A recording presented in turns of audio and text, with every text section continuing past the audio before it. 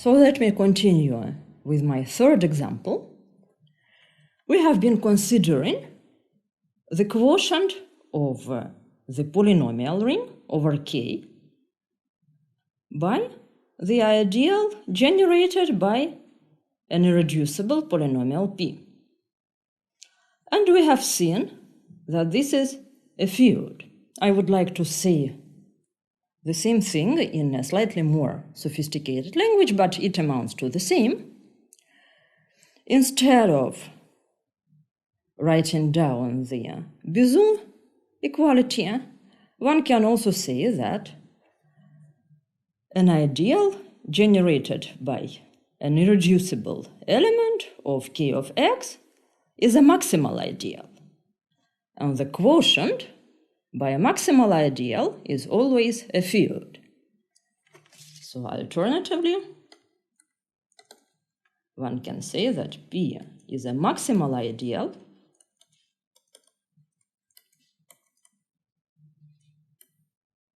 of K of x, and the quotient over ring by a maximal ideal is a field. But of course, the proof of this amounts to the same Bézout equality. How do you prove that P is a maximal ideal? You just consider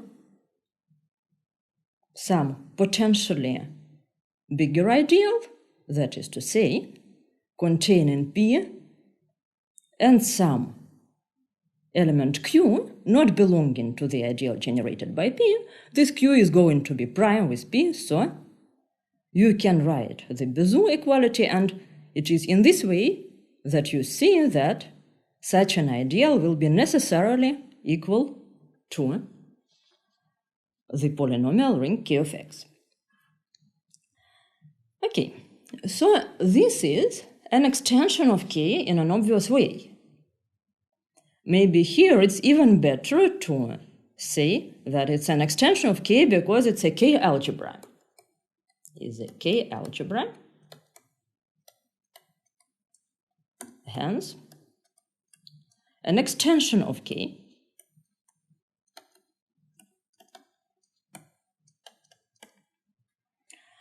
and let me give you a more concrete example.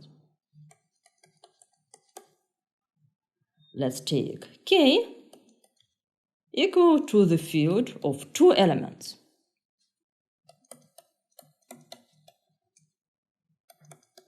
So Z by 2Z. It consists of 0 and 1, and 1 plus 1 is 0. Let us take P equal to x squared plus x plus 1. So this is an irreducible polynomial over F2. Then K of x modulo P is a field of 4 elements. It contains 0, 1, the class of x modulo P, let me denote it by x bar, and the class of x plus 1 modulo P, let me denote it by x plus 1 bar.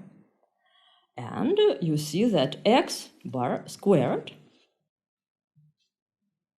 is equal to minus x minus 1,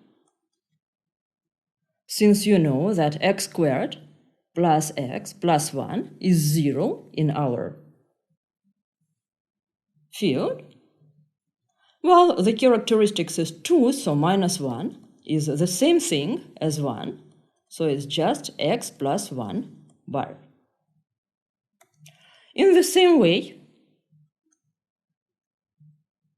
x plus 1 squared is x bar, and they are inverse of each other.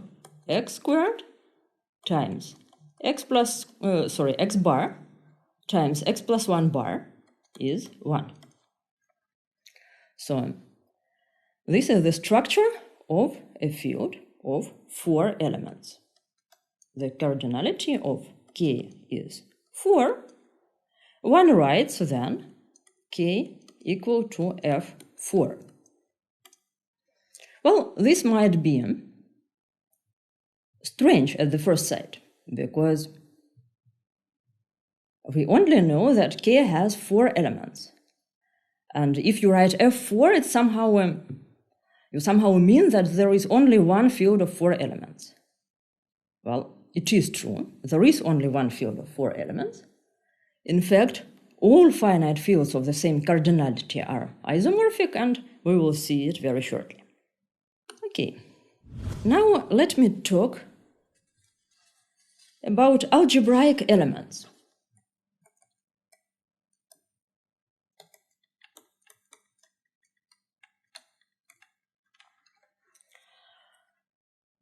So I have a field extension, K in L, and I take alpha in L. I say that alpha is algebraic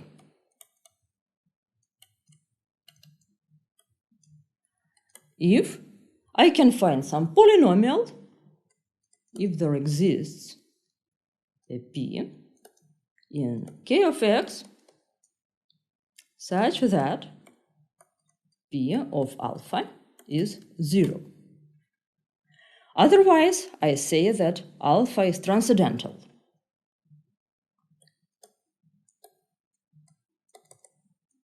Alpha is transcendental.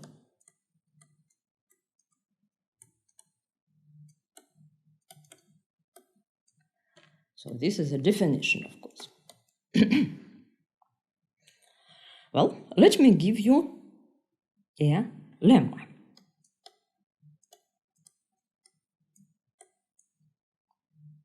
So if alpha is algebraic, then there exists a unique, unitary polynomial of minimal degree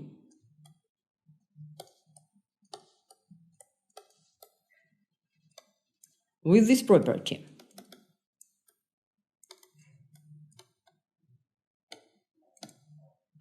Such a polynomial is irreducible.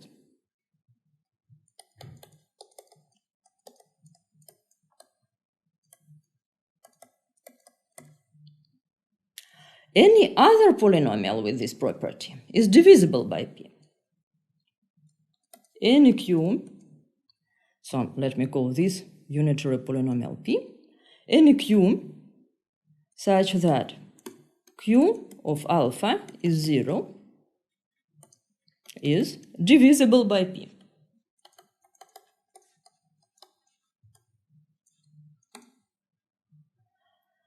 One calls P the minimal polynomial of alpha over K.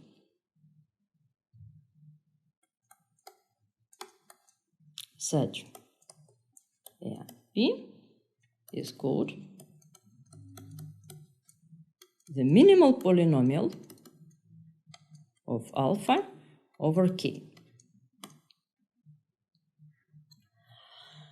So the proof of the lemma is very simple, of course. It is a direct consequence of definitions.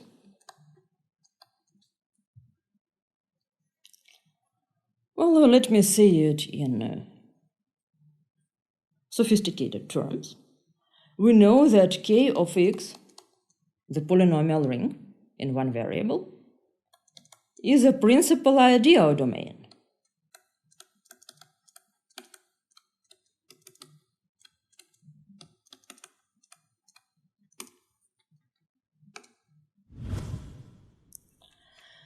And the polynomials vanishing in alpha certainly form an ideal.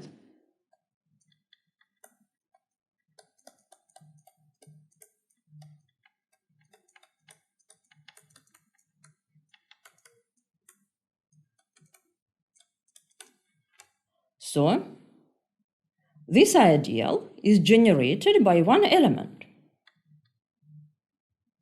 Let me denote this set by I. So I has a generator P.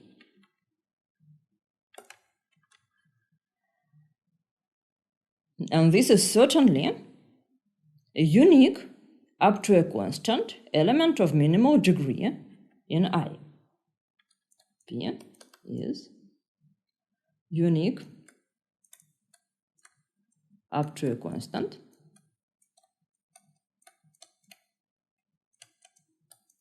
element of minimal degree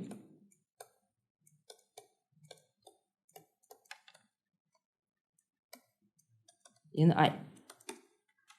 Furthermore, if P was not irreducible, if P is Q times R, then P of alpha is Q of alpha times R of alpha.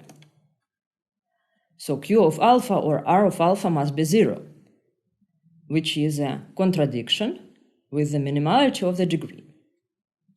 Then Q of alpha is 0 or R of alpha is 0, and this contradicts the minimality